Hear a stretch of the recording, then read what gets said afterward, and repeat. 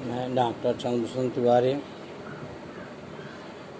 जूथा लाल संस्कृत महाविद्यालय मझौलिया, पश्चिम चंपारण। आज online class के माध्यम से मैं पुनः उपशास्त्री के छात्रों को महाकवि कालिदास के रचनाओं में प्रकृति का वर्णन, प्राकृतिक निरीक्षण का अवलोकन कराने जा रहा है, क्योंकि हमारे कवि के काव्यों में प्राकृतिक वर्णन सर्वत्र देखे जाते हैं। इसी संदर्भ के आलोक में मैं आज छात्रों को कालिदास के काव्यों में प्राकृतिक वर्णन का निरीक्षण या प्रस्तुति करने जा रहा हूँ, जो छात्र हित के लिए कल्याणकारी है। सर्वप्रथम हम यह जानते हैं कि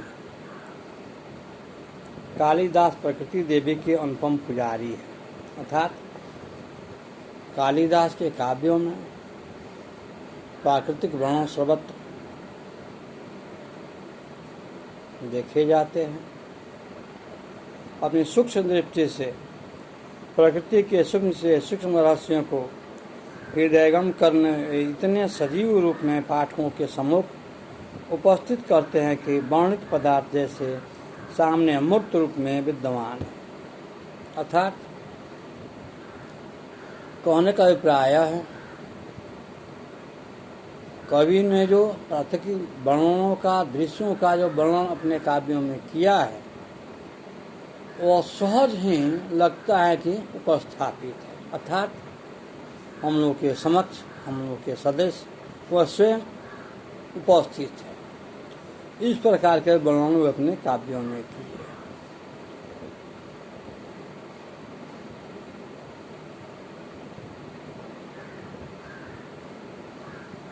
कालिदास की दृष्टि में प्रकृति जड़ नहीं है, उसका प्रत्येक अंश पूर्णतः चेतन है।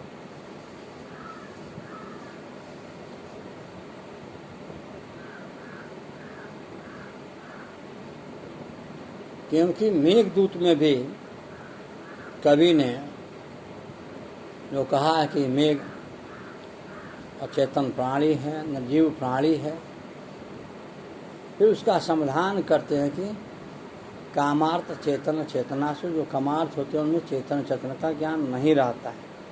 अर्थात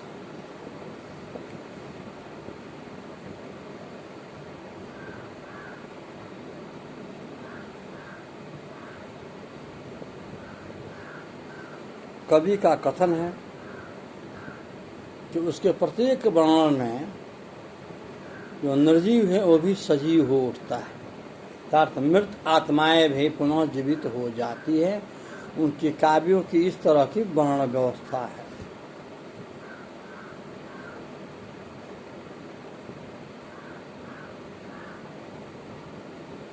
कवि का कथन है कि उससे जल प्राणियों में भी मानव के समान ही सुख दुख,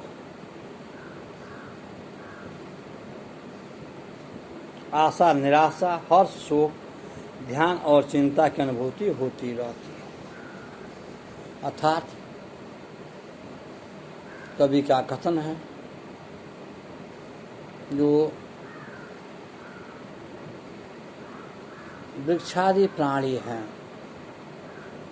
उनमें भी परिवर्तन होता रहता है, उसमें भी चेतनाएं व्याप्त है। इसलिए कवि उसे जीवंत प्राणी मानते हैं, क्योंकि कालिदास पटुः कर्णे प्रापणीय संदेशार्थों को धूम ज्योति सलील मरुताम सन्निपात रूप मेघ द्वारा वर्णन किया है। अर्थात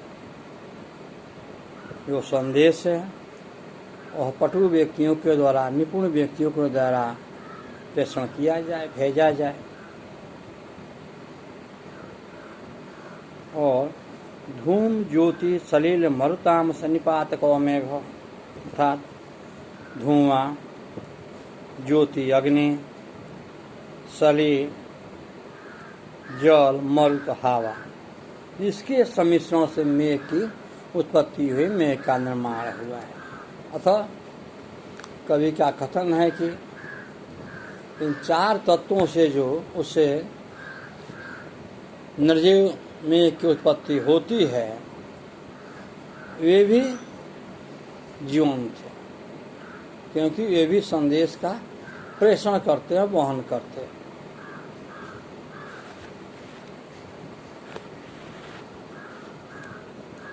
महाकवि कालिदास की रचनाओं में वृक्ष आंसू गिराते, ये विज्ञान शाकुंतलम के जो चतुर्थ अंक में शकुंतला की विदाई की जो बेला है, कथा है, उस अंक में वृक्षादि भी अपने अश्रुलतायः पांडुपत्रा, वृक्ष अपने पीले पीले पत्तों को आंसू के आँख की लताओं के समान, अर्थात वृक्ष अपने पीले पत्तों को आंसू के समान गिरा रहे हैं, टपका रहे हैं। यह कवि की कल्पना।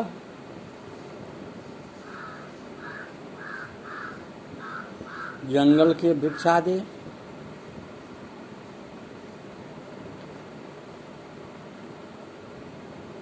रेशमी वस्त्रों का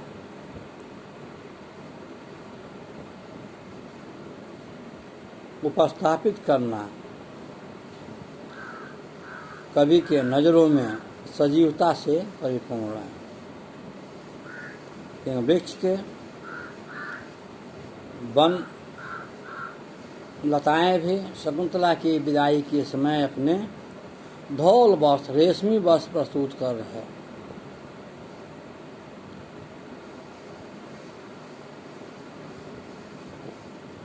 नदियाँ विलासिनी नायिकाओं के तरह अपने हाव भावों को प्रकट कर रही है। वायु के झोंकों से फड़फड़ाते किसले ताल देते हैं, अर्थात हिल रहे, बोल रहे हैं।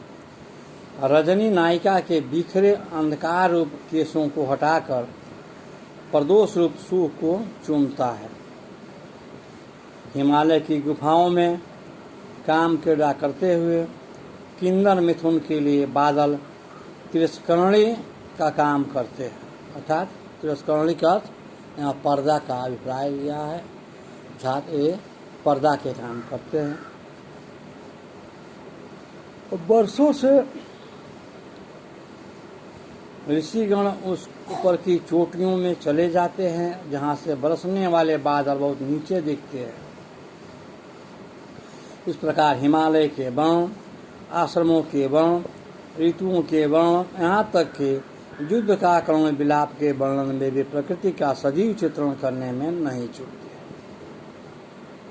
अर्थात इन तथ्यों और प्रमाणों के आधार पर हम कह सकते हैं कि हमारे कवि प्राकृतिक वर्णन करने में अत्यंत ही निपुण है।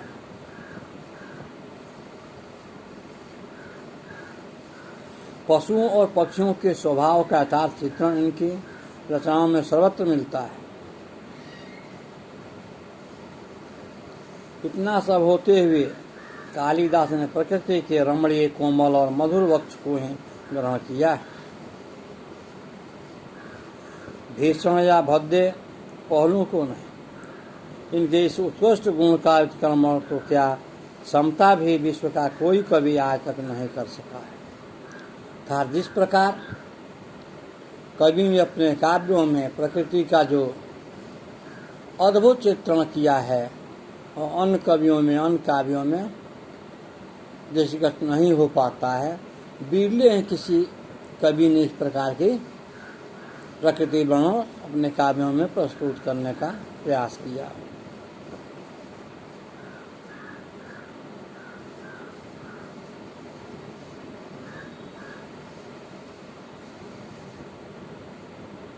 अतः महाकवि कालिदास का जो प्राकृतिक वर्णन है, आज के हिंदी कवियों या संस्कृत साहित्य के छायावादी कवि हैं, उनकी अनुरूप देखने को मिलता है। प्रकृति के प्रत्येक अवस्था पर कवि ने पैनी दृष्टि रखी है। कहते हैं, उपांतवानिर्बधो गुड्डा लक्षम परिपल्लो सारसाने दुरावतीर्णा पिबति एवं खेदादमोने पंपास लीलानि दृष्टि। उसी प्रकार उड़ते हुए सारसों का वर्णन कवि ने इस प्रकार किया।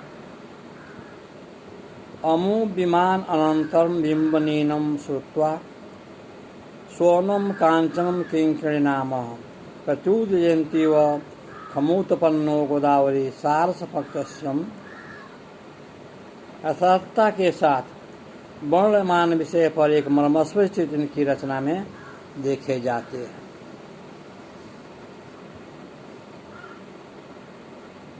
कार्या शैकतलीनम हंस मिथुनम श्रोतवाहमालिनी पदास्त भीतो निशाल हरिणम गौरी गुरु पावना। ऐसे सैकड़ों उदाहरण प्रकृति निरीक्षण के कालिदास की रचनाओं में पाई जाती है। इस प्रकार हम निर्विवाद रूप से कह सकते हैं कि कवि कालिदास प्रकृति के कवि है।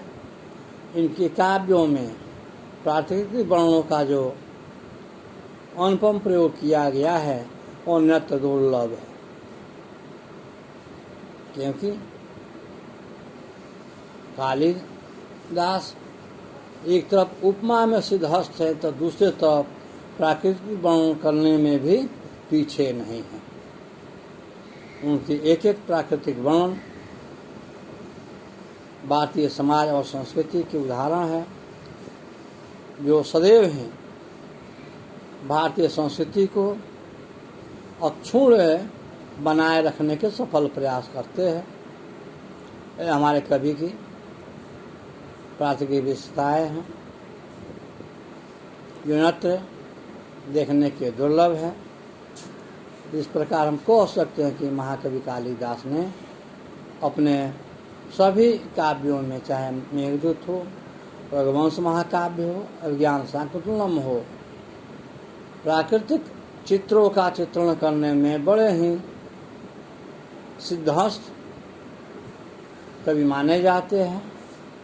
इसलिए हम डंके की चोट पर कह सकते हैं कि यदि उनके काव्यों में उपमा की प्रधानता है तो कवि के काव्यों में प्राकृतिक वर्णनों की भी छटा देखने को मिलती है। जय तु संस्कृत।